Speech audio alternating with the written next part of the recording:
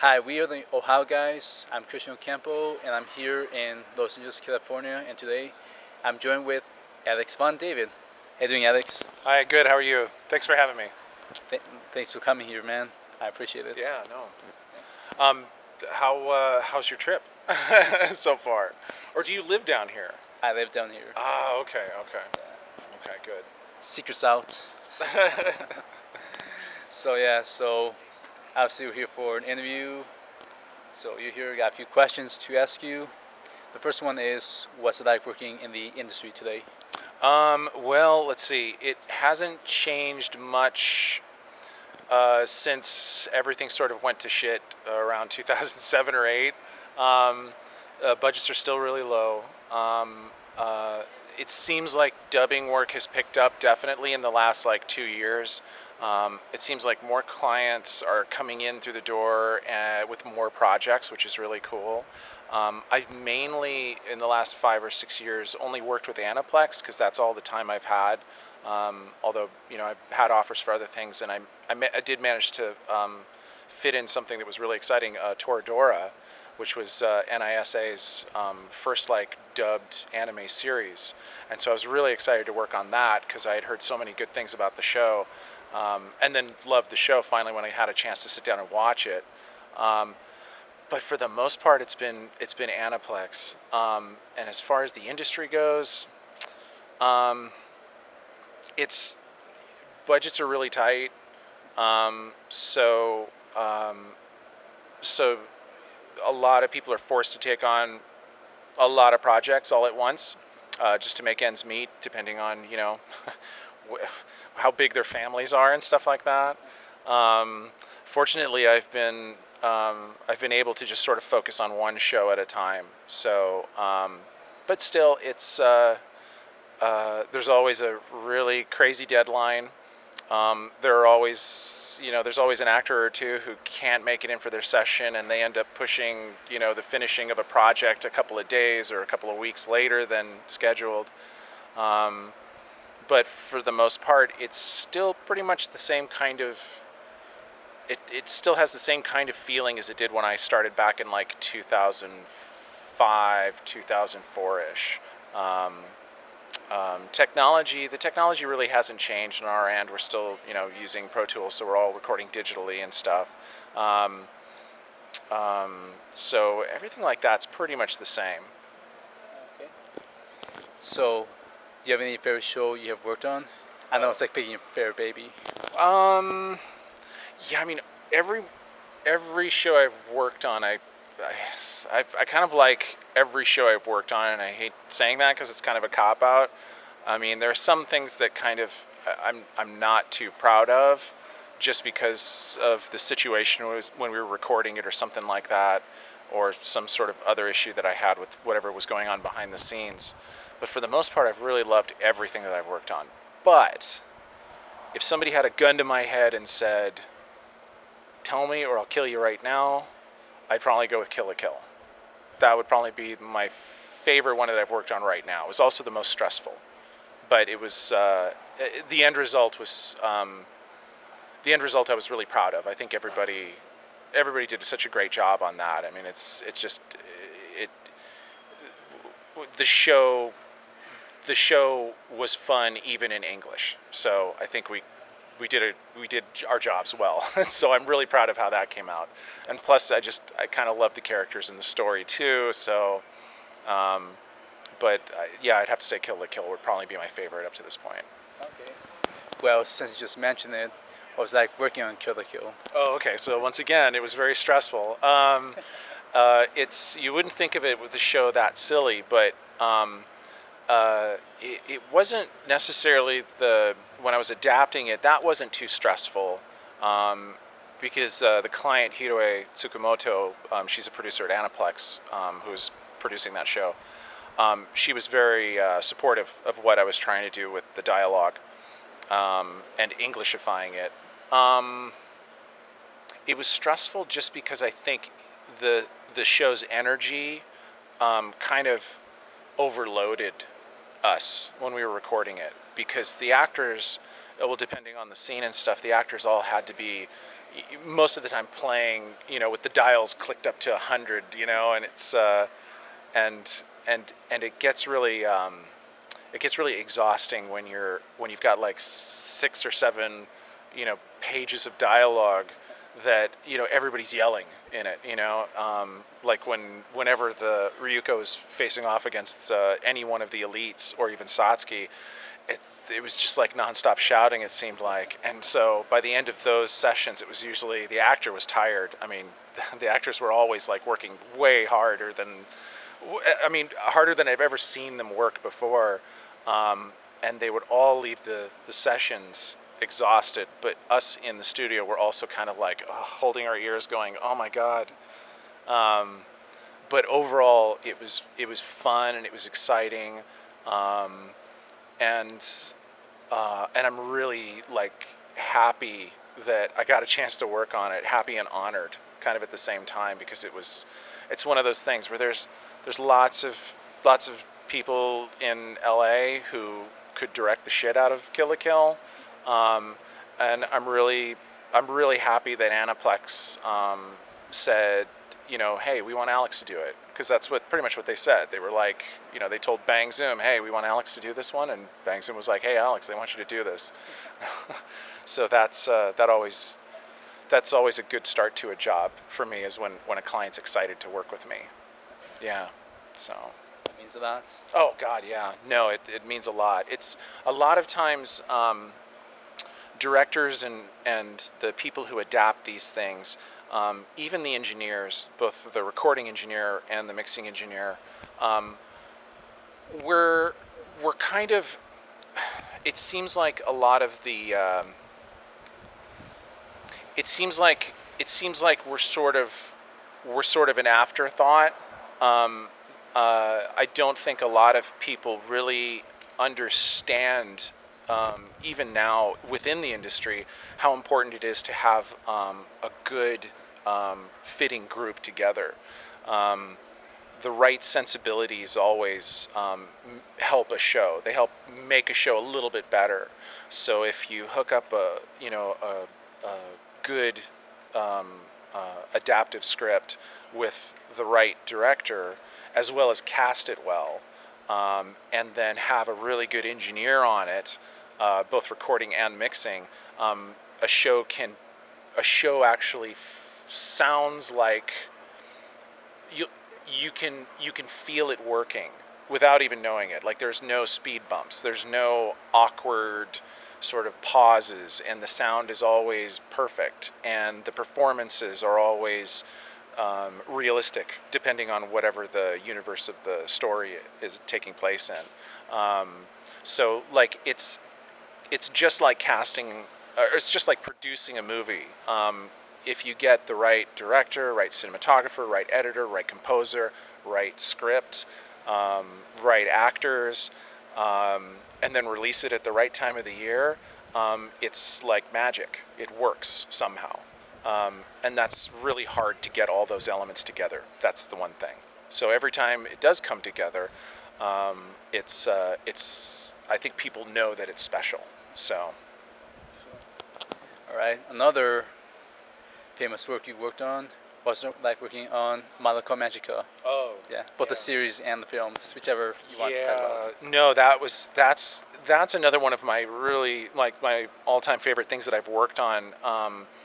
It's kind of hard. Like I don't know. Like I'm sure you've seen like all the stuff that I've worked on, and they've all been actually pretty cool shows just in and of themselves. But Madoka was a special show just because I didn't know anything about it when Bang Zoom offered it to me. Mommy, the head of production there, said, "I really think you'd be great, on this show. Check it out. We have like the first 6 episodes all subtitled." So she gave me a couple DVDs of it, and then I was like, okay, Madoka. I think Aniplex prefers it pronounced Madoka Magica or Magica. I think that's how they pronounce it, but I always call it Magica. That's how it's spelled. Anyway, so I looked at it and I was like, okay, well, all right, I'll take this home. So I did a little bit of snooping around online about it, and I was like, oh, a magical girl show. All right, well, we'll see what this is like. I mean, why would they want me to be on it? And then I watched it, and then like everybody else, episode 3 happened, and I was like, whoa, something weird's going on with this show, and kept watching it a little bit more. And I watched it. I ended up getting the rest of it, all the other episodes, and then finally got to watch the whole thing. It was like, oh my god, this is a pretty cool show. It wasn't anything like what I expected from how it started, and it went into some really wicked places, and it put a spin on the magical girl genre that I had never seen before, and that got me really excited. Also, the artwork, even for the TV show, for the series, the artwork was really unique and special. Like they took a typical sort of magical girl thing. They gave them each their little colors, and that was cool. But what they did after that, I mean, the details of the eyes, like I really loved how they drew the eyes with this sort of like not cross hatching, but they would put little lines and stuff on the eyes and the corneas, and stuff like that. Just like I would notice that in close-ups and just be like, wow, that's really kind of cool. It it was it was an amazing show to work on, just because again it was like, here's a really cool story with really cool art, and I got excited about just being a part of that. Then when we started actually recording the show, and all of our cast was together, that was like another special moment, because I'd worked with Christina V, like, God, I mean, she and I pretty much started in this industry around the same time. Yeah, I mean, we've been. Yeah, I think she started as a professional actress around the same time that I started working in this industry. So about like 10 years now. And so having her there and working with her again, which is always cool. I love working with Christina. But then also Christine Cabanos, who I'd only worked with a little bit here and there. Working with her was really fun, and seeing just how talented she was, and how better she became by the end of the show too, because it was like she started off really, really good, but I remember there was a moment in the show where emotionally she had to really crank up things a notch and stuff, and that's kind of where everything started kind of going, oh my god, this show's working really well, and she was doing an amazing job. Working with Sarah Williams, who I love. I mean, she's great. She just like every session was a blast with her, just because it was one of those things where her and Sayaka, I mean, that was like perfect casting. I don't know how much Sarah's like Sayaka in real life. But I know that she made Sayaka seem so real the way she performed it, and she had a great sense of what to do and how much to do. Lauren also was amazing, because Lauren, actually my favorite character in Madoka is Kyoko. So Lauren kind of had she had my full attention every session. Let's put it that way.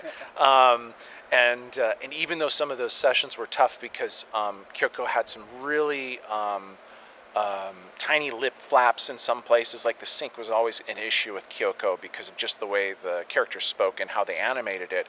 And so trying to adapt that was one thing, but then having Lauren, poor Lauren, try and go in there and deliver a performance that seemed natural, even with all these weird little breaks in it, it was one of those things where I saw how dedicated Lauren was, and just how talented she was at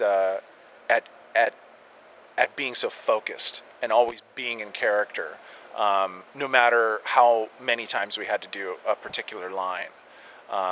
And most of the time we'd have to do a line because those damn flaps, it was just one of those things. They were so small, she could barely see them, we could barely see them, but they were there, and it was like, oh, we got to do it one more time, Lauren, I'm sorry. And it wasn't a line that we could. There's a term that we use called punching. When we set up for a line, it's probably getting on mic, isn't it? I don't think so. Okay, good. There's a term that we call punching, where when we set up a line to record, it'll have 3 beeps leading into it. So an actor will hear beep, beep, beep, and then on the imaginary fourth beep, they would start speaking. Sometimes when the character stops talking in the middle of a sentence or something like that, they close their mouth for just a split second or whatever, and then start talking again. We call that moment a little hitch, and there's different sizes of those. And Kyoko had like about, I think Kyoko in one line had like 5 hitches, and there was no way I could adapt it so there would be like she would complete a thought before one of the hitches, because she like Kyoko would flap twice and then stop for a little bit and then flap again like 2 more times, stop, and then flap for like 5 or 6 times and then stop and then flap 2 more times. And there wasn't any way that I could figure out how to adapt the lines so that those flaps could all be like individual sentences, which then we could punch, meaning that we could just record the first part of the line before the first hitch, quote unquote, and then we'll have that, get that right, and then roll in off of that line and start recording the next part of the line. So we couldn't do that with Lauren. And there was one line that was just a monster line, and it seemed like for 3 sessions we would always go back to that line and refine it and just keep going and getting it so that it sounded like Kyoko was saying it naturally with all these weird little breaks in it. And it was actually the scene where Kyoko confronts confronts Sayaka in the alley. And yeah, it took us 3 sessions to get it right, but to Lauren's credit, she wouldn't give up on it either. Every time we went back to it, she never got pissed off. She never got impatient.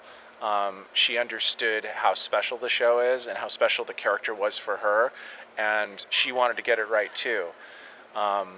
And that was Lauren, and Mommy, Carrie Karanen doing Mommy was just great. I mean, I wish she was in the show more, but unfortunately, that was great working with Carrie some more. I'd only worked with her, I think, once before on a movie called First Squad, and that was like the first time I'd worked with her, and coincidentally the first time I worked with Cassandra Morris.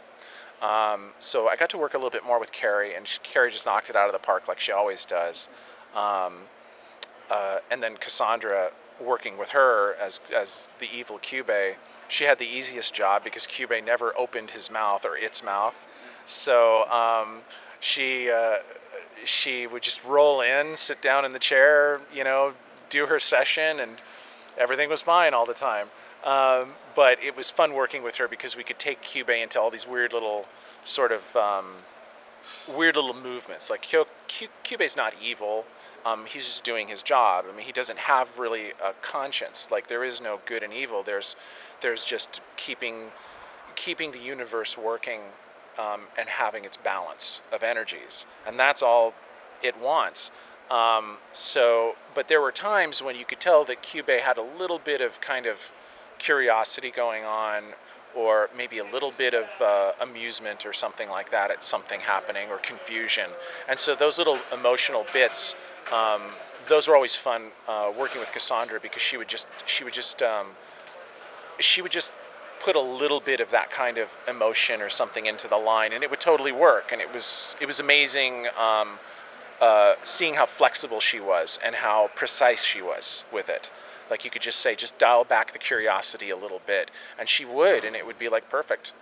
Yeah. So and now all those actors are now like surgeons in there. I mean, they're just so precise with what their intentions are, and with the sync. I mean, it's like everybody who was on Madoka, has gone on to do even bigger and better things, which was always kind of like the hope, for me anyway, because I really cared about, and still do. I still care about all those girls, ladies. Sorry, ladies.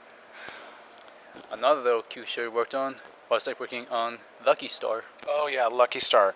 So Lucky Star was a blast. It was a bitch to write though, because every single episode had a minimum of 600 lines, and that's not normal. Usually, let's say Durarara. I'm working on the second arc of the second season of Durarara now. You would think Durarara is a very talky show, right? Everybody's talking and stuff. A script for Durarara is maybe 400 lines or 450 lines or something.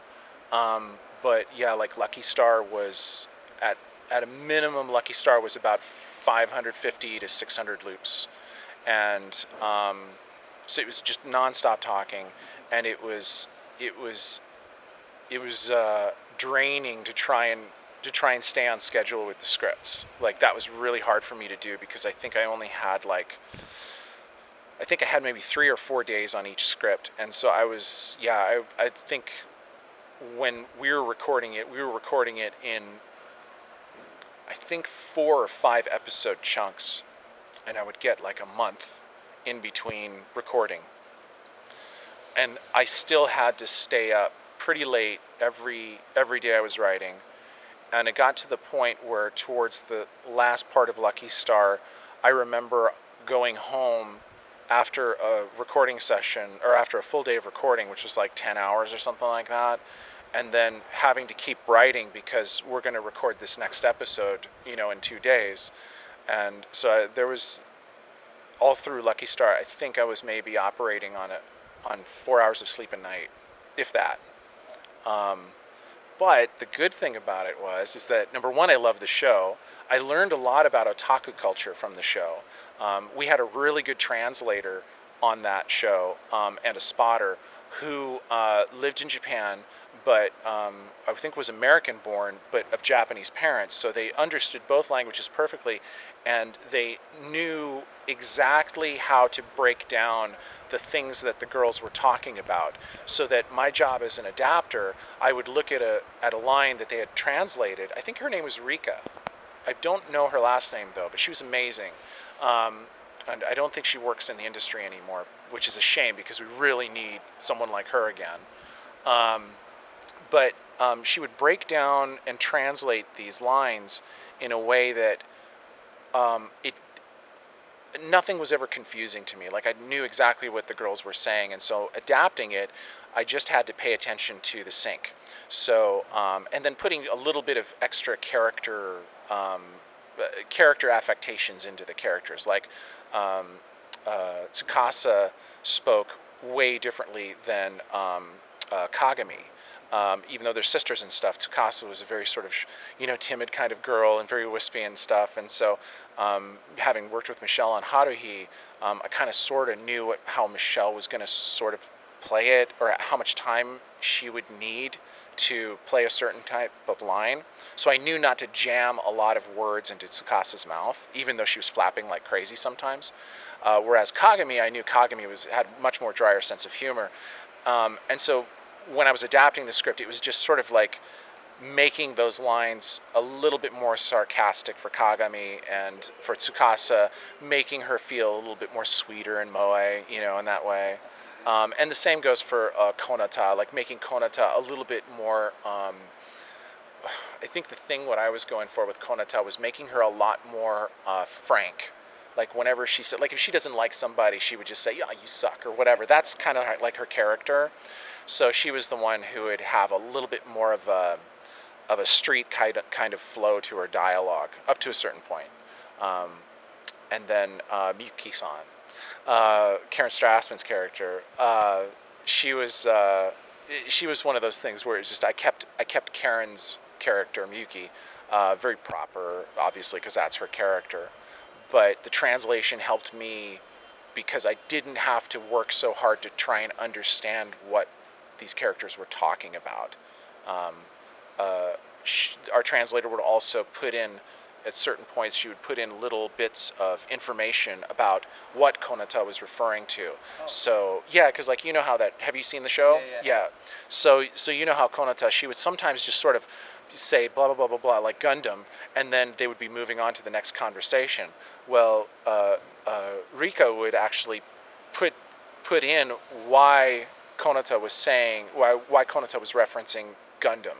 Like, okay, she's talking about, the third volume of Gundam or whatever that came out in the 80s.